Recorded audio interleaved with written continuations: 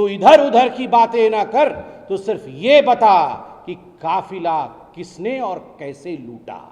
राहुल जी, आप ईडी के दफ्तर में अगर टीवी देख रहे होंगे तो ये आपके लिए है। तू इधर उधर की बात ना कर, तू सिर्फ ईडी को ये बता कि काफिला मां बेटे ने कब, कैसे और किधर लूटी। गांधी परिवार को लगता है कि हम इस देश के प्रथम परिवार हैं, हमारे ऊपर केस हो सकता है, हमें तलब किया जा सकता है, हमें बुलाया जा सकता है। ऐसे कैसे हो सकता है?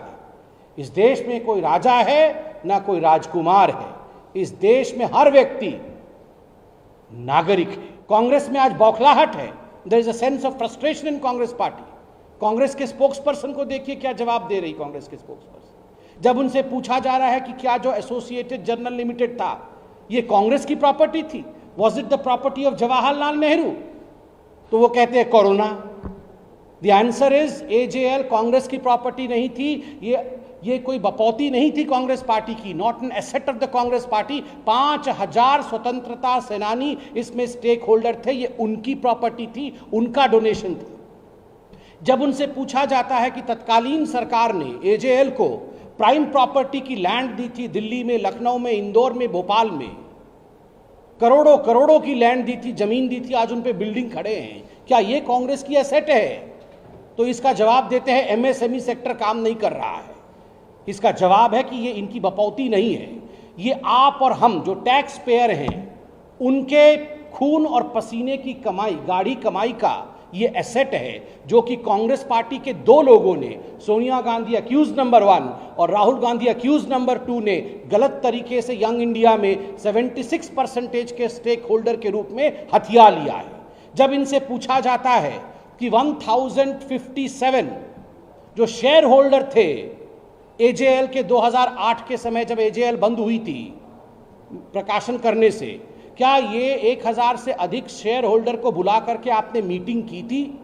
क्या आपने उनकी सहमति ली थी? ये 99% शेयर ट्रांसफर किया जब आपने यंग इंडिया को, इनसे आपने अनुमति ली थी? उसका उत्तर ये नहीं देते कि हमने अनुमति नहीं ली थी। हाईकोर्ट ने कहा है कि कोई अनुमति नहीं ली।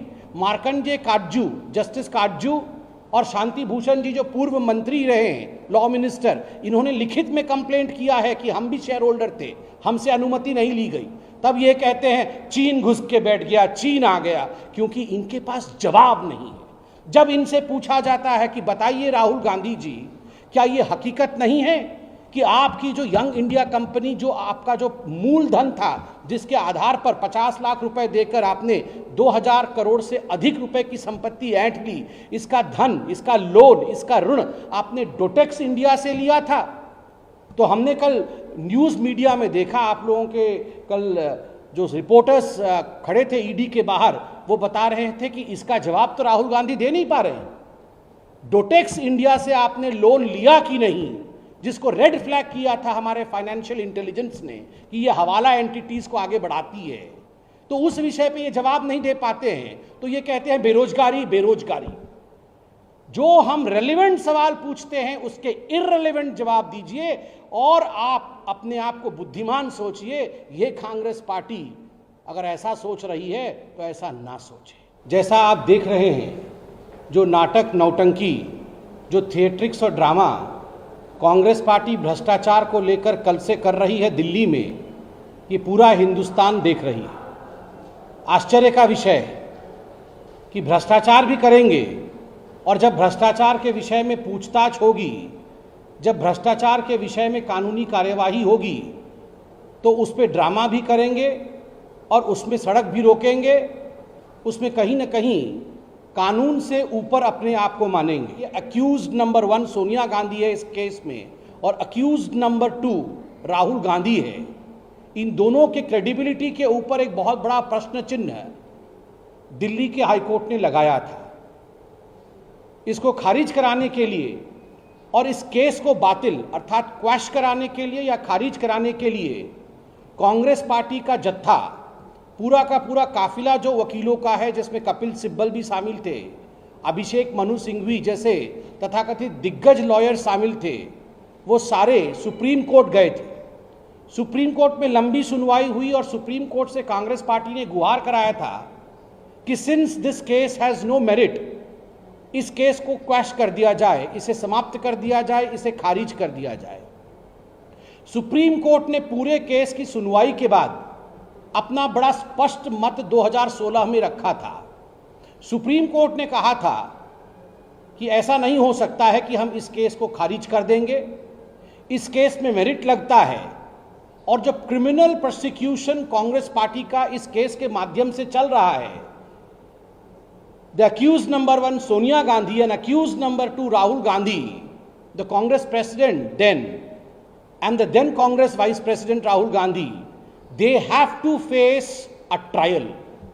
उनको ट्रायल फेस करना पड़ेगा, यह सुप्रीम कोर्ट ने कहा था। यह केस कोई भारतीय जनता पार्टी और कांग्रेस के बीच में नहीं है।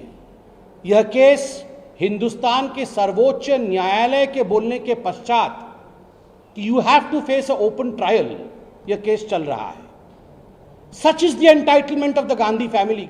और यह विषय प्रधानमंत्री नरेंद्र मोदी जी से सीखना होगा। उन्होंने अपने आप को कभी भी प्रधानमंत्री नहीं कहा, सेवक कहा है, प्रथम सेवक। इसलिए आप नागरिक हैं तो जो नागरिक का दायित्व है उसे आपको वहन करना होगा, उसे आपको पूर्ण करना होगा। आज रणदीप सुरजेवाला कह रहे थे क्रोनोलॉजी समझिए, आज हम कह रहे हैं क्रोनोलॉजी समझिए। क्रोनोलॉजी है कि करोड़ों खरबों की जमीन जो हिंदुस्तान की जनता की जमीन है वो एजेएल के पास थी। एजेएल कांग्रेस की संपत्ति नहीं थी। एक कंपनी बना करके, यंग इंडिया कंपनी बना करके जिस प्रकार से हिंदुस्तान की जनता की संपत्ति को मां और बेटे ने हड़पा है, यही क्रोनोलॉजी है। This is the chronology of corruption. And remember, when you have a chronology of corruption, the law of this land will catch up with you today or tomorrow.